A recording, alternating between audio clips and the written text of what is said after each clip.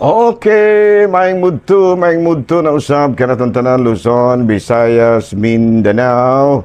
Mayong mudto Philippines, may mudto world, may mudto universe. Ana na po kita mga higala, nini nga itong tulumanon sa kahaginan, C&A Catechesis on Air. O ako lang gihapon kining yung ubos nga alagad, Reverend Padre Edwin Academia Akab. Abino udlang unang adlaw karon mga higala sa Mayo. Gitawag karong adlaw mga higala og Labor Day. O kimanon sa gisaulog usab karong adlaw ang fiesta ni San Jose, no, ang mamumuo Saint Joseph the Worker. Abino duha ni kakapistahan si San Jose. No March 19, the patron saint of the Universal Church, dugan na ni karaan na ni siya nga piyesta kining March 19 kay mao man kini ang original gyud nga fiesta ni San Jose kining Marso 19, no, kay tungod lagi siya ang patron saint sa Universal Church. Ana unya karong adlaw May 1 gihimo na ni sa pagkatukod gyud ni ining gitawag na tug communism, no, kay kinigong communism ang kuan ini nila ang ilaha nga tumong ani mga higala mao ang pag-organize gyud sa mga proletariat kini ba mga trabahante ba, mga trabahante muna, no, mga workers muna nga nahimo na tao kining gitawag na tug communism, no, tungod lagi ni ana mga panghuna-huna, no, nga hiusahon gyud ang mga mamumuo. And then in response giog tubag ni ana kay delikado man kaayo ang communism gud mahigala kay kuan man ni sila godless doctrine man ni wala man ni pang Ginoo ning kuan kining gitawag nato komunismo. So muna nga gibutangan jud nato og kapistahan, no, aron gyud nga matud pa kana bitaw may counterpart gyud nga relihiyosong kalihukan ang May 1. No muna nga karong adlaw gisaulog nato ang kapistahan ni Saint Joseph the Worker, no, munang duha ka kapistahan bag-o na lang ni, no, panahon na ni sa kinang gitawag nato og pagkatukod usab sa komunismo ana, no. So muna siya, no, muna nga karong adlaw gisaulog nato ang kapistahan ni Saint Joseph. Okay, klaro? The Worker, dili tong patrons of the Universal Church. Okay. Abino ari kita mangigala sa CBCP News, balitang simbahan ni ining kamudtuhon, simbahan sa Gapan, Nueva Ecija, formal na nga gideklara isip usa ka Basilica Minore.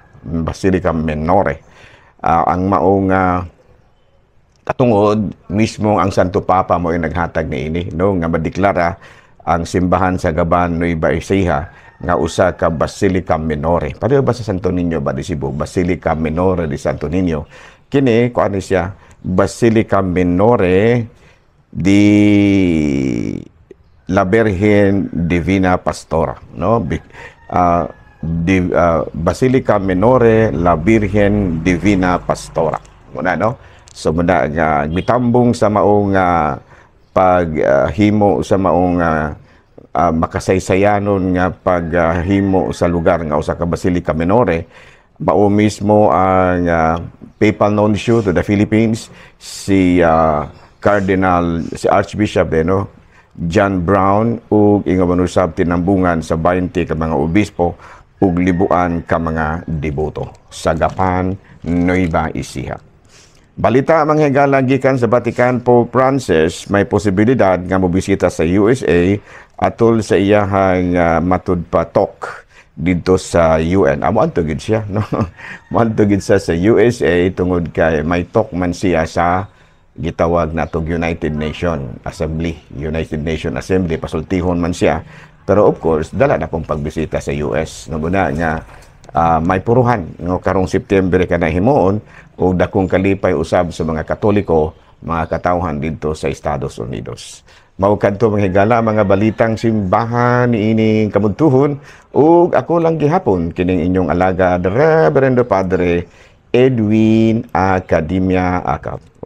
Okay. Nahala, no, ari kita mga higala sa atuang Saint of the Day. Muna, no, ang atong Saint of the Day karon mao si Saint Joseph the Worker. No, ato naman ang na-explain ka ganina, no. ang iyahang pagka Saint Joseph karong adlaw. Bino are na kita mahigala sa atuang jolo jok bata, no? Sa man mil magkuantag jok tamil. Bino ari kita manghigala sa mga ginagmayng cholo jok dili lang usa taro ato tay joke mahigala ha kay pag serious taron kay pistang San Jose. Ari kita sa pangutana. Question, no? Kumusta dai si Yuyong, no? Tigpaminuwanan po dai si Yuyong pinili. Yuyong mapili ba? Pinili, mapili, no? Okay, Pader. Dai pangutana. Pader, tinuod ba nga si Mama Mary ang inahan sa simbahan? Is Mama Mary the mother of the church? Alang ka nato nga si Eli pod mapili, yang asawa ba na o si Sister Yoyong, kaya matudpan tigpaminawan mapudaing taon si Sister Yoyong o si Brad Eli mapili. Si Brad Eli siguro maragdi kayo kay naalayo man assignment, pero si Sister Yoyong kay magulian man murag tigpaminaw ngay muto di ba na yung ayan na. Okay, no, ari kita mangigala sa ato ang catechism. Father, is it true that Mother Mary is the mother of the church? Alang ka natong mga Katoliko, mao ka na ang atong gituuhan. We believe that Mama Mary ang inahan sa simbahan. Kung atong basahon sa Colosas, Kapitulo 1, versikulo 18, kini nagkanayon, si Kristo mao ang ulo sa iyang lawas nga mao ang simbahan. Nga sa ato pa, buti pasabot ni Ana, nga si Kristo padayong nagsangyaw sa pagtulunan, sa iyang pagtulunan, pinaagi na sa simbahan. Ito pa ang ni-continue sa iyahang pagtulunan mao ang simbahan. Muna nga giila ang lawas ni Kristo nga mao nga ang simbahan nga malawas ni Kristo. Muna nga giila ang simbahan nga mao ang lawas ni Kristo tungod lagi kay padayon man nga gisangyaw ni Kristo at sa simbahan ang pagtulunan ni Kristo. Muna nga giila ang lawas ni Kristo nga asa na giila ang simbahan nga mao ang lawas ni Kristo kay batud pa diri sa Colosas Kapitulo 1, versikulo 18, si Kristo mao ang ulo sa iyang lawas nga mao ang simbahan. Subuti pasabot nga si Kristo padayong nagsangyaw sa iyang pagtulunan pinaagi sa simbahan. Kung ato pang basahon sa unang sulat ni San Pablo ngadto sa Korinto Kapitulo 12, si Kristo matubadero si Kristo sama sa usa ka lawas nga may daghang bahin. Bisan kung nagkalain-lain ang mga bahin niini, usara gihapon kini kalawas. There is only one body nga mao ang simbahan.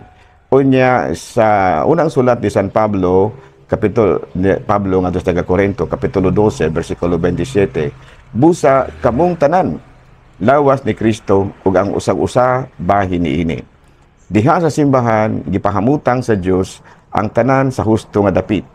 Una ang mga apostoles, ikaduha ang mga propeta, ikatulo ang mga magtutudlo ug katong naghimog mga milagro. No mga santos ba naghimog mga milagro.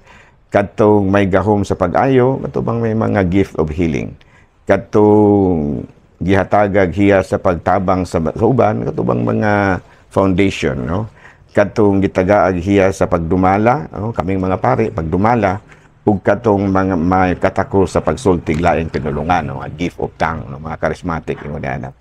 Buti pasabot nga kitang tanan di ay isip simbahan lawas ni Kristo. Sa ato pa kitang tanan di ay mao ang simbahan, no. Sayod kita nga si Mama Mary mao ang inahan sa atong Ginoo, no. Mateo Kapitulo 18 versikulo 18. Mao kini kung atong basahon, mao kini ang kaagi sa pagkatao ni Kristo. Ang iyang inahan nga si Maria niadtong sinayuran niadtong panahon ang iyang inahan nga si Maria ni adtong panahon na gitakda nga maminyo kang Jose. Sa ato pa si Mama Mary mao ang inahan ni Kristo. Tungod kay si Mama Mary inahan man ni Kristo, Mateo Kapitulo 1 versikulo 18, ug tungod kay ang simbahan mao man si Kristo, sa Colosas Kapitulo 1 versikulo 18, busa makaingon kita nga si Mama Mary inahan sa simbahan. Klaro ba? Klaro wala? Ano? Ato pa na atong balikon ha, hindi mo maglibog. Tungod kay si Mama Mary, inahan man ni Kristo, ato kanang mabasa sa Mateo Kapitulo 1, versikulo 18. Ug tungod kay ang simbahan, mauman si Kristo, sa Colosas Kapitulo 1, versikulo 18. Busa, makaingon kita, nga si Mama Mary di ay isip inahan ni Kristo, inahan usab sa simbahan. Kay ang simbahan mauman si Kristo. Muna tubag nato, no? Ngano nga moingon kita nga si Kristo mao ang inahan sa simbahan. Gani kung atong tanawon sa Mateo Kapitulo 1 versikulo 18, si Kristo mismo no?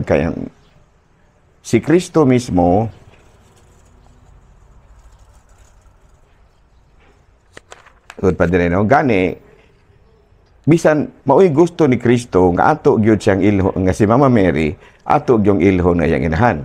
Kaya kung atong basahon sa Juan Kapitulo 19 versikulo 26 hangtod sa 27, sa pagkakita ni Jesus sa iyang inahan ug sa tinun-an nga iyang gimahal nga nagbarog didto, miingon siya sa iyang inahan, "Babae, siya ang imong anak." Unya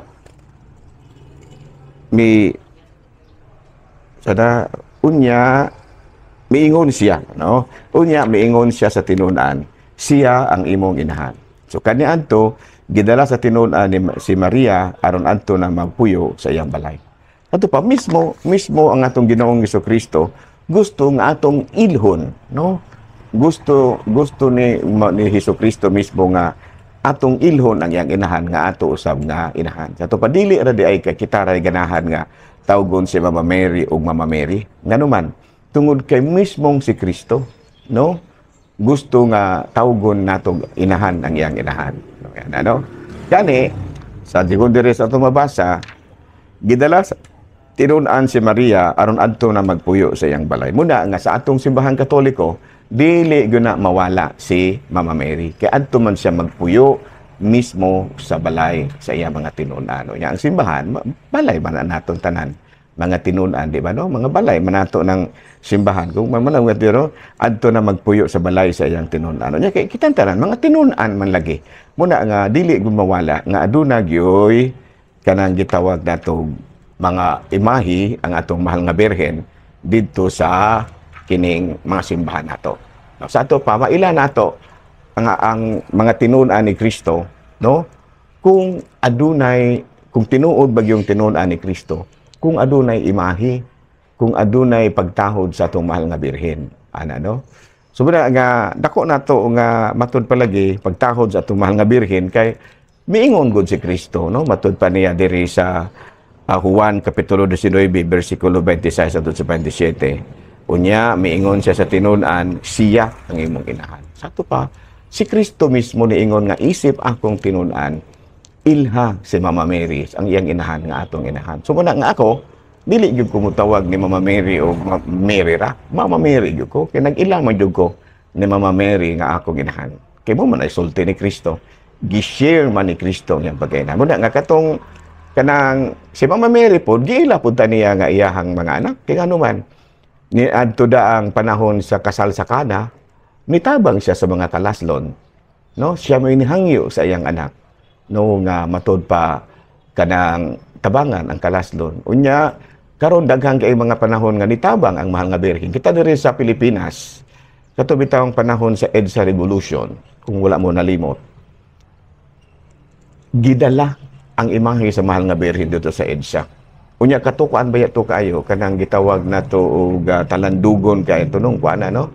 Delikado kay itong panahon na kay diha naging mga armado nga pikas ug pikas ang mga reform soldiers ug ang mga mga loyalist soldiers ni Marcos Sr. nag-adbanganay na baya kung simba ko dunay ligid sa truck nga nibuto ato nga murag armas magira man gyud to. So may tabo sa mga civilian daghan ang mga matay, pero si Mama Mary di patungak. Dihay usa dito sa Channel 7 sa tower nga napusilan, pero wala gyud maka-trigger o gubat. Ana no? So muna nga si Mama Mary nagtan-aw gyud sa Pilipinas. Kasi si Mama Mary giila man ginato na nga ato nga inahan. Do gani daghang kay mga higayon nga kanang diri sa ato sa Visayas na apod tay gitawag nato og Birhen sa Upon. No, kada bitong sa Lapu-Lapu. Nga managkot ka didto si Mama Mary mutabang gyud. Birhen sa Simala. Gani sa Birhen sa Simala, there was one time, nagmisa ko dito. No? Natingala ko nga, daghan kaayong mga tao nga nanimba, pero dili ka maong manguros. So, O pinatingala ko nanangkot man ni sila. Nya dili man gani ka maong manguros. Nagtuo gyud ko mahigala no. Pasaylo ako pero nagtuo ko nga mga laing relihiyon to nga nanimba. Ug nanagkot kang Mama Mary sa Simala. Ngano man tungod kay si Mama Mary sa Simala nitabang gyud kanato isip niya mga anak. No daghang kay mga lugar nga naingon ni ana, Birhen sa Lourdes, Birhen sa Manawag, Birhen sa Fatima, Birhen sa Guadalupe, Birhen sa Medjugorje, ug daghan kay mga lugar nga diin nagpakita nga atong mga birhen ug nagpaila sa iyang pagkainahan. So muna nga isip mga tinun-an ni Kristo, miingon si Kristo ania ang imong inahan. Pero matingala lang ka nga dunay mga Christian denominations na murag ilang kontra si Mama Mary, no? Munang ako ra pong hangyo ninyo, no? Pabuakon ang mga imahe sa atong mahal nga birhen kay Dios kuno, pasipad-an si Mama Mary dili nila ilhon nga ilang inahan, sagdira og dili ninyo ilhon si Mama Mary inyong inahan. Pero ayaw nagpasipad diha mga larawan. Kung adunay man gani mo mga larawan katubi taong bag-ong nibalhin ba sa laing relihiyon, ihatag na lang sa Katolikong simbahan. No, ihatag na lang sa Katolikong simbahan kay palangga kay namo ng mga imahe sa mahal nga birhen kay giisip ko na namo nga inahan sama nga ang atong mga picture sa atong mama ato gyud gipakabahan di. So anang ni atong mga laing relihiyon kato itong Katoliko ba nga mamalhin na kay nadala pod in taon sa pasabot sa mga laing relihiyon nga dili gustong muilat kang Mama Mary nga ilang inahan sa ila sa nang katungod pero hangyo lang namo ninyo nga ayaw pod in taon ninyo pamuaka kung pananglitan og aduna mo mga imahe ihatag lang sa Katolikong simbahan kay dako namong kalipay kung inyo nang isurrender namo ana no klaro ba ha. So dili lang ta mag-away kabahin ana kay inyo man ang pagtuo pero kung pananglitan og Katoliko ka unya makadesider ka nga mobalhin na sila ang relihiyon nga wala nag-ila kang Mama Mary nga inyong inahan wala tay mahimo ana pero ang among hangyo ra nimong maninyong mga Katoliko ayaw entawg pasipadi ang mga imahe kay ngano man palangga kay namo na. Kung mahimo, ihatag na sa mga Katoliko. Dako na pong kalipay nga amo ng dawaton. Ana. Kung inyong ibaligya, amo na po na lang paliton. No? Ayaw lang gitaw na inyong pasipadi kay sakitan kaayo may kung inyo ng buhaton. Klaro, so isip mga Kristiyanos, isip mga Katoliko, kami nag-ilagyod kang Mama Mary nga among inahan. Ako, daghang ikaw mga testimonya kabahin ni Ana. Ug dili lang nato na isulti, ang tanan tungod kay nasayod man kami nga dili gyapon ka mamutuo katong mga wala mo ila kang Mama Mary nga inahan. No klaro? Naalanaw dinhi na lang una ko kutob. Ako lang gihapon kini yung ubos nga alagad Reverendo Padre Edwin AA. Mana milit na usab kaninyo ug manalangin kanato ang Dios makagahong tanan, Amahan, Anak, Espiritu Santo. Amen. Good noon, Pilipinas.